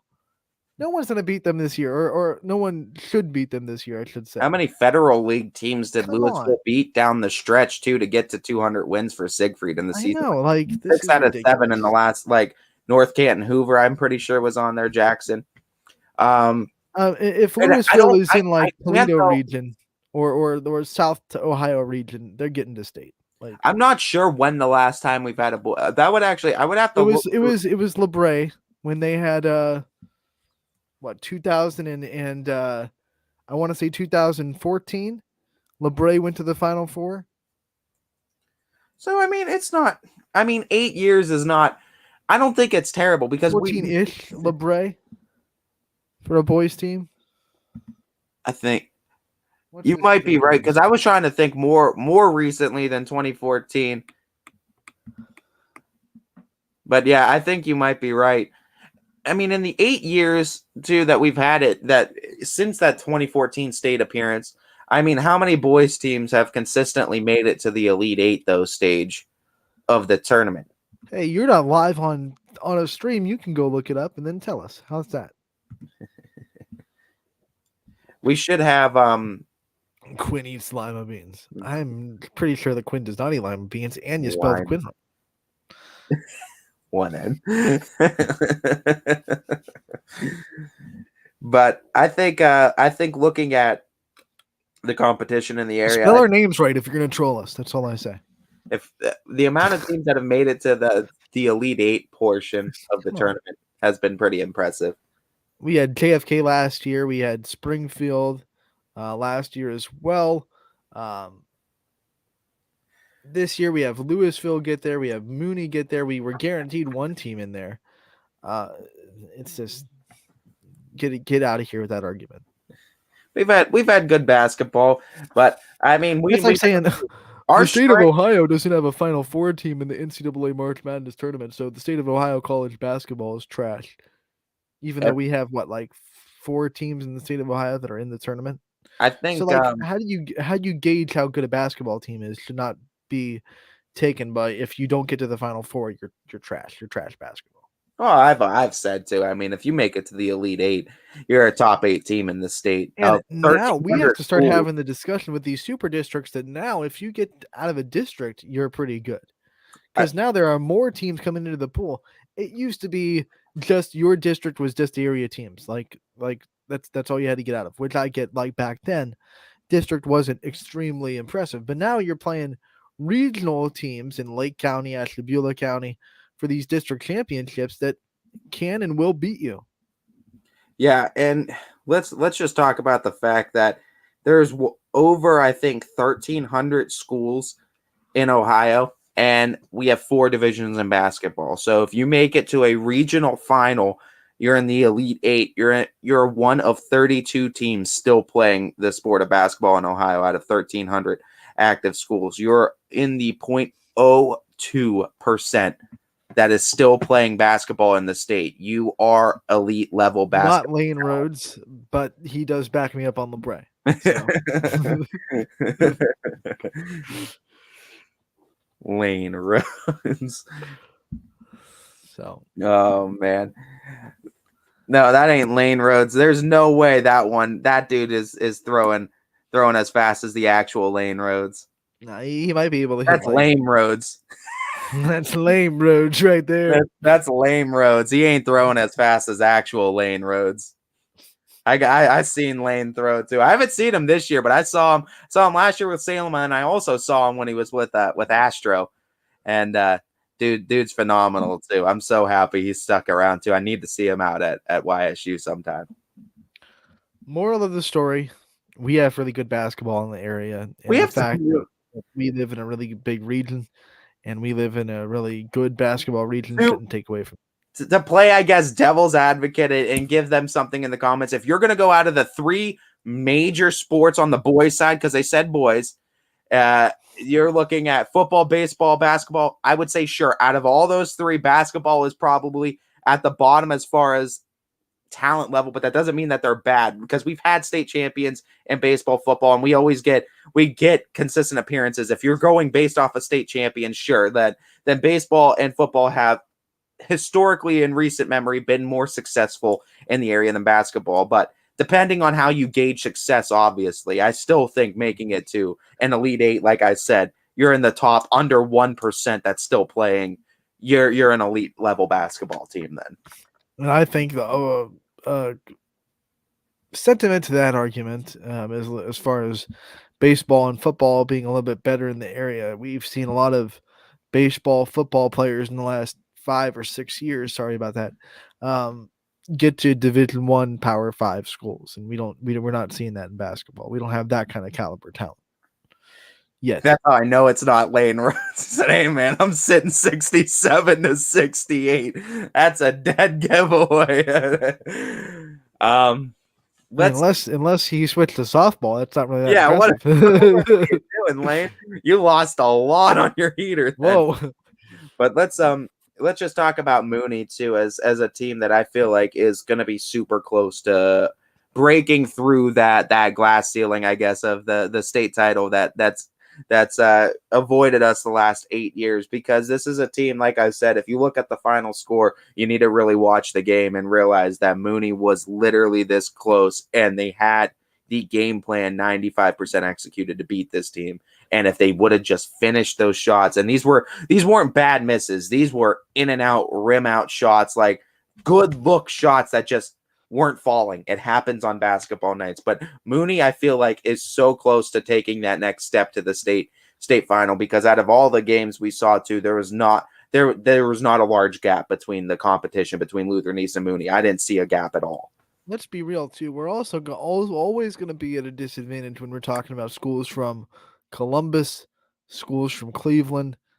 You could argue schools from the Canton, Massillon, Akron area, because they have a bigger pool of people to draw from than Youngstown. Youngstown is not a big city that's drawing a lot of people into these schools. That's why you see a lot of Division I schools in Cleveland and Columbus and the Canton, Massillon area. The problem, we don't have a lot of Division I schools here. We have for basketball, we have 2, right? Boardman and Fit for boys basketball. We often see too, and Harding technically.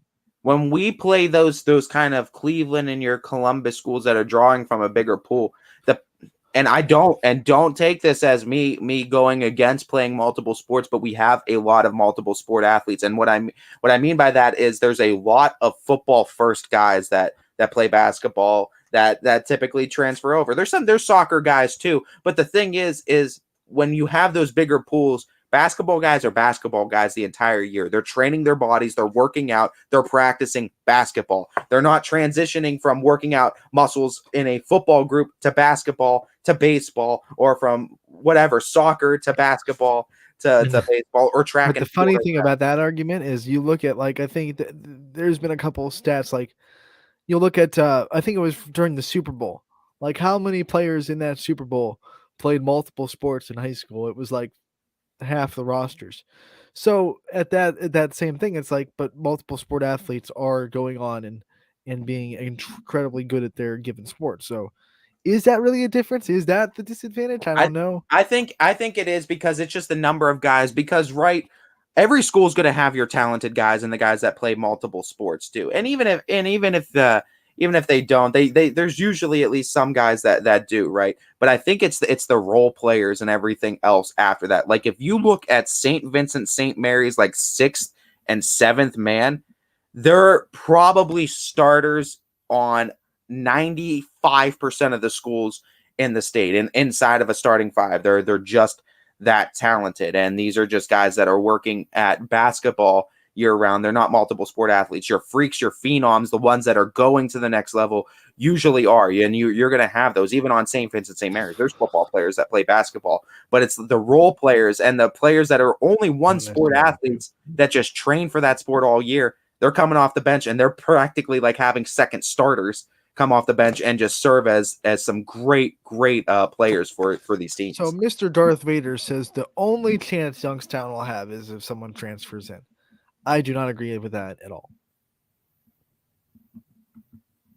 I think Mooney can. Mooney can do it. And to Mooney's credit, like Mooney always gets that bad rep. Well, they can have anyone transfer in, but they don't this year. They did not have this year. I also wanted to say guys from 9th grade so they didn't bring someone in halfway through their high school career for this Mooney. I also want to say too about Mooney, and I said it on the broadcast too, but I'll say it again here. Every single kid on that roster, I'm almost 100% sure, has been with Mooney their entire high school career. They had multiple 4-year guys on this roster. These aren't just transfer ins that they're making runs at. They're Mooney guys that are sticking with Mooney, and Coach Palermo's done a great job building these guys the last few years. I'm going to go through real quick and see who's in the state, who's all in state for boys basketball, because I want to see how many of them have like a high competitive balance number that use it. Oh man, they transferred a lot of people in. That's the only chance they got, right? Because I mean, you look at McDonald getting to the state championship last year. I know we're talking girls and boys basketball, and sure, there's a little bit of a difference, but they didn't transfer anybody in to that McDonald program. Apple Creek Waynedale has won back-to-back regionals for girls basketball. They're a smaller city than a lot of the cities here in Youngstown. They don't transfer people in. Do you think that something needs to be adjusted to either the divisions, or maybe you have to separate it in some capacity? Because I think there's an issue with Division 1. A large pool for D1 schools from 1,300 all the way down to 500. I feel like that's just. But then, like, if you do that, then okay, Division 2 is gonna have a gripe because all of a sudden they're playing the bigger than D2 but smaller than D1 schools that they don't want to play anymore, and it's just D3's gonna have a great. So to do that, you'd have to add another division itself. Almost, you need to add 2 almost, because at 1,300 to like 500, you need to almost cut that from 5 to 900 and 9 to 1,300. And then we're gonna have 6 state champions. Which means, I feel like if you're doing 7 in football, you need to add more than 4 in basketball, and you need more than 3 in track and field. I feel like. Remember, football up until the state championship games, everyone's playing in a different spot. So I think if they did that, they wouldn't be able to have the state semifinals in Dayton, because then you'd have state semifinals for 6 divisions. So instead of 8 games, you'd have 12 games in Dayton, and that means more money for the OHSAA. So I can't see them being against that. No, but I don't think they'd have it all in one spot. No, they couldn't have it all in one spot, and that would bring up issue. But I feel like the risk reward. I mean, I understand there's also issues though with that in other states, but I think the risk reward benefactor for it of having more of a competitive. Let's be glad we're not in Kentucky where there's only one state champion. That's it. There's not really divisions. It's like you get to the state championship whether you're tiny or you're big. Congrats. Good luck. You made it. You got here. Oh my goodness.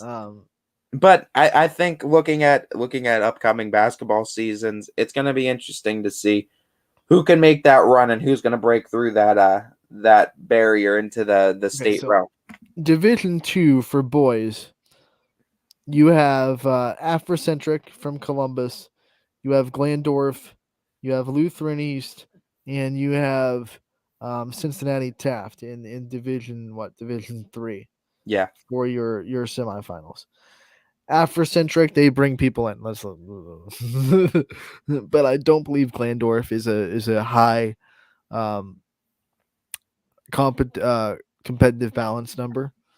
And I don't think I could be wrong because I don't know a lot about Cincinnati, but I don't feel like Taft is a high competitive balance number either. So to say that you have to have people transfer in to make it that far, not true. Not true. You just have to have the right people. You have to get a little bit lucky. You have to have the ball bounce your way. Mooney could have been there, like we said. I mean, you watch that Mooney game. If things go their way, if they hit some more shots, they're in the state semifinals. So to say that Youngstown needs people to transfer in, when you watch that Mooney game and say, 5 times out of 10, Mooney might win that game, you can't make the same statement. In that's talking on one side and out the other. I think we got plenty of great coaches on the boys' side too that are going to help be able lead this generation into success for the years to come too. I think the plethora of coaches we have on the boys' side that are talented and looking to just constantly grow and take their programs to the next level. I think just having the right guys bought in this area is going to help for sure. I think it's only a matter of time, honestly, before we see that Youngstown team break into Dayton and get their. We're knocking on the door, man. Yeah, all you have to do is start knocking more and more and more, and then all of a sudden you're going to break through. I mean, you look at this area before 2015, and you're looking at it in football, and you're saying, no, we're not getting too many teams into this state championship game. And all of a sudden, that's 5 straight years we've had a football team at least in the state semifinals. I mean, that didn't happen a lot back when I was in high school. unless you were Urslan. That's how sports are, though. There's ebbs and flows. Competition levels rise and they go down in certain regions. We see certain regions get really good for certain times. I mean, it's how it works. You can't control when the next phenom in a sport's going to be born in a certain region. There's nothing you can do about that. Full circle. Back to the point of the whole conversation. Don't dog on our area's basketball just because we couldn't get a team in the Final Four. Getting teams in the Elite Eight, getting teams in the Sweet 16 is good. It's good basketball. It's good for the area. And to say because Mooney and Louisville both ran into, I believe, reigning state champions. Did St. Mary win last year? Yep. Both state champions. Both state champions in our region. And to say that because our teams couldn't go and beat the reigning state champion, it's bad basketball in our area, is ludicrous. And it shows how much you don't watch area basketball. Oh, Anthony getting real heated with it now. No, I think area basketball is doing just fine. I think we're seeing good competition levels throughout it, and yeah, they both went up against Goliaths, but I think they're both doing the right things to get themselves over those humps too. And I think really, like I said, there's only one team in Northeastern Ohio, one team from this area that can represent in state.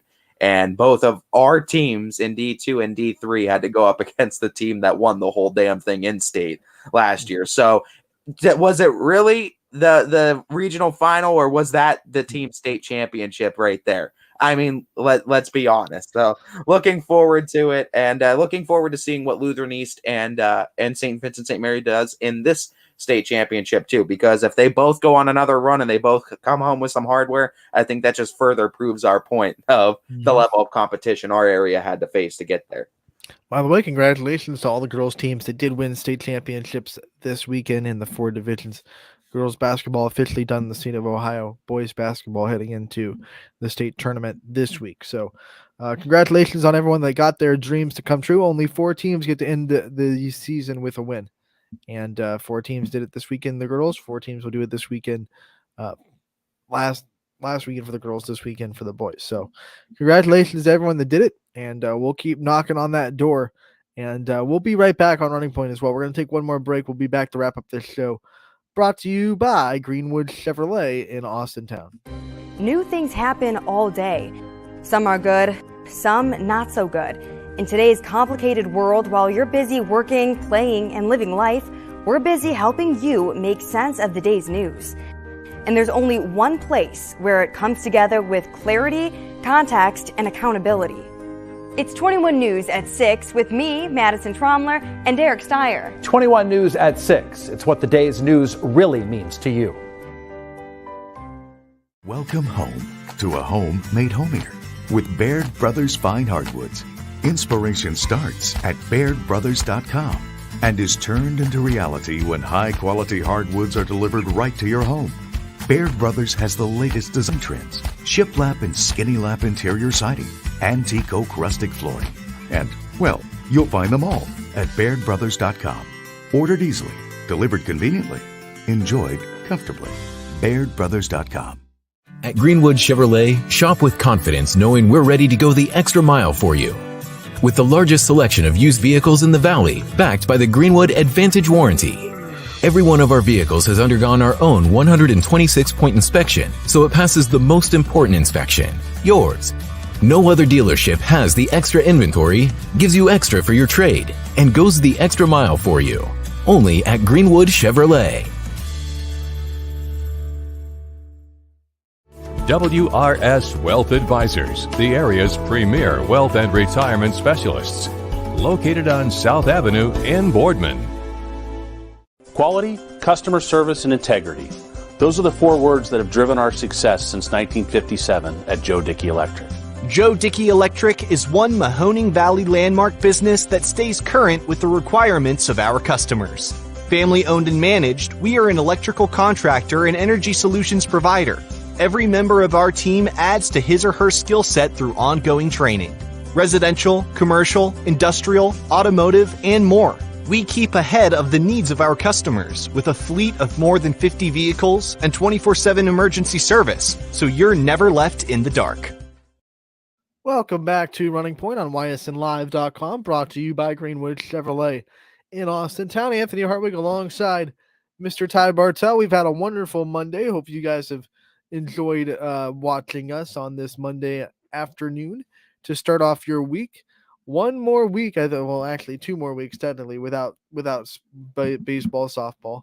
But if you want to get out to some scrimmages, I know there's some scrimmages happening this week, some scrimmages happening next week. I think next week I will absolutely try to get to Austintown Fitch because South Range is heading there for a scrimmage in softball, and I can't wait for that. So tonight, South Range is scrimmaging West Branch. I know that for a fact.